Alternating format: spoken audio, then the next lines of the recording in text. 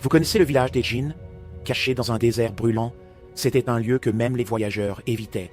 Là-bas, une malédiction ancienne régnait. Chaque année, les habitants devaient sacrifier un enfant. Si le rituel était oublié, les djinns déchaînaient leur colère, maisons réduites en cendres, bêtes mortes dans les champs, et des ombres qui emportaient les vivants dans la nuit. Cette année-là, c'était au tour d'Ilias, un garçon de 7 ans, d'être offert. Sa sœur aînée, Naïma, ne pouvait pas l'accepter.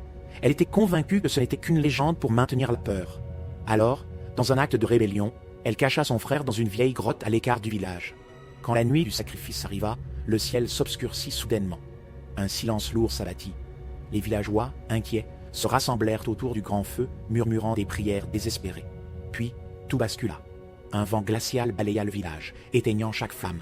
Des cris perçants se firent entendre, mais ils ne venaient de nulle part, ou de partout à la fois. Naïma, terrifiée, courut jusqu'à la grotte pour retrouver Ilias. Mais quand elle entra, elle trouva le garçon figé, les yeux grands ouverts, la bouche déformée dans un cri silencieux. Derrière lui, une silhouette immense, aux yeux rougeoyants, se redressa. « Tu as osé briser le pacte !» gronda une voix qui semblait venir du fond de la terre. Naïma tenta de fuir, mais la créature tendit une main griffue. Le village entier vit la lumière de la lune s'obscurcir alors que Naïma et Ilias disparurent.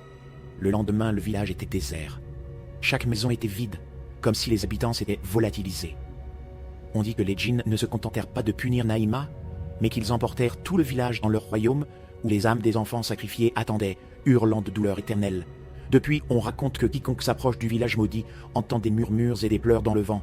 Et si vous restez trop longtemps, les djinns viennent vous chercher.